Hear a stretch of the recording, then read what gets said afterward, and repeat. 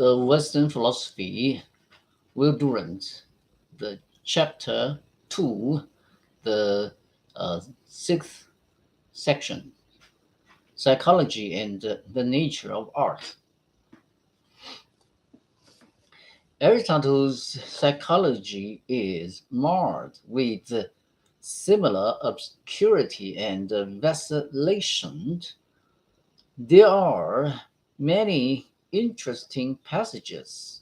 The power of habit is emphasized and is for the first time called second nature. And the laws of association, though not developed, find here a definite formulation. But both the crucial problems of philosophical psychology, the freedom of the will, and the immortality of the soul are left in haze and doubt.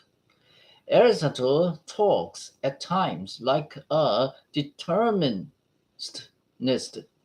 We cannot directly will to be different from what we are, but he goes on to argue against determinism that we can choose what we shall be by choosing now the environment that shall mold us, so we are free in the sense that we mold our own characters by our choice of friends, books, occupations, and amusement. He does not anticipate the determinist's ready reply that these formative choices are themselves determined by our antecedent character, and this at last by unchosen heredity and early environment. He presses the point that our persistent use of praise and blame presupposes moral responsibility and free will. It does not occur to him that the determinist might reach from the same premises a precisely opposite conclusion, that praise and blame are given that they may be part of the factors determining subsequent action.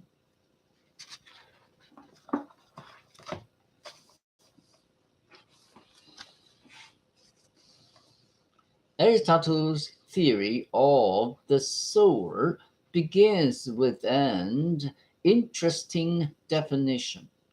The soul is the entire vital principle of any organism, the sum of its powers and processes. In plants, the soul is merely a nutritive, nutritive and reproductive power. In animal, it is also a sensitive and locomotor power. In man, it is as well the power of reason and the thought. The soul, as the sum of the powers of the body, cannot exist without it. The two are as form and wax, separable only in thought, but in reality one organic whole. The soul is not put into the body like the quicksilver inserted by Daedalus into the images of Venus. to make stand-ups of them. A personal and particular soul can exist only in its own body. Nevertheless, the soul is not material, as Democritus would have it, nor does it all die. Part of the rational power of the human soul is passive. It is bound up with memory and dies with the body that bore the memory. But the active reason, the pure power of thought, is independent of memory and is untouched with decay. The active reason is the universal as distinguished from the individual element. In man, what survives is not the personality with its tran- transitory affections and desires, but mind in its most abstract and impersonal form. In short, Aristotle destroys the soul in order to give it immortality. The immortal soul is pure thought, undefiled with reality, just as Aristotle's God is pure activity, undefiled with action. Let him who can he comforted with this theology. One wonders sometimes whether this metaphysical eating of one's cake and keeping it is not Aristotle's subtle way of saving himself from anti Macedonian hemlock.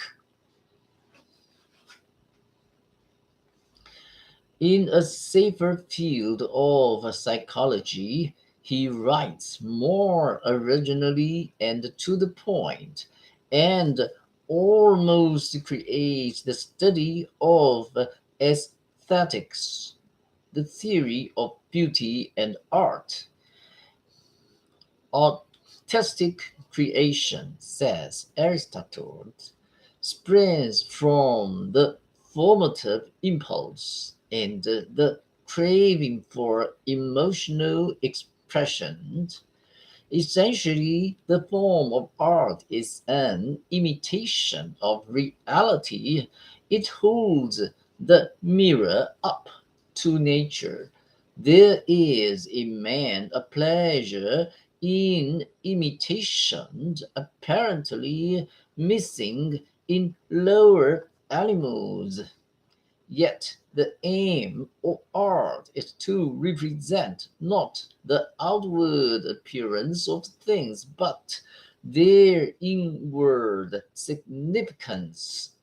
For this, and not the external mannerism and details, is their reality. There many be more human variety in the sternly classic moderation of the Oedipus Rex than in all the realistic tears of the Trojan women.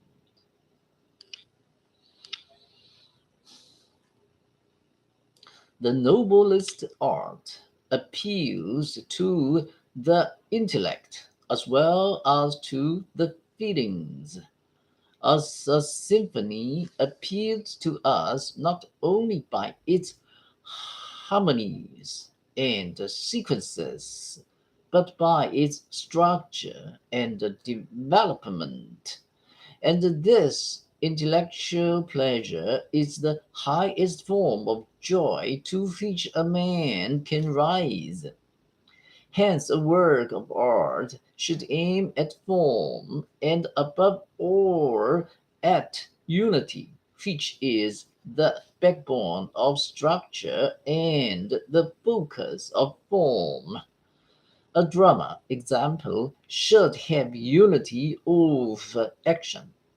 There should be no confusing subplots, nor any digressive episodes. But above all, the function of art is catharsis, purification, emotions accumulated in us under the pressure of social restraints and liable to sudden issue in unsocial and destructive action, are touched off and sluiced away in the harmless form of theatrical excitement. So, tragedy, through pity and fear, effects the proper purgation of these emotions. Aristotle misses certain features of tragedy, example, the conflict of principles and personalities. But in this theory of catharsis, he has made a suggestion endless fertile in the understanding of the almost mystic power of art. It is an illuminating instance of his ability to enter every field of speculation and to adorn whatever he touches. The section is over.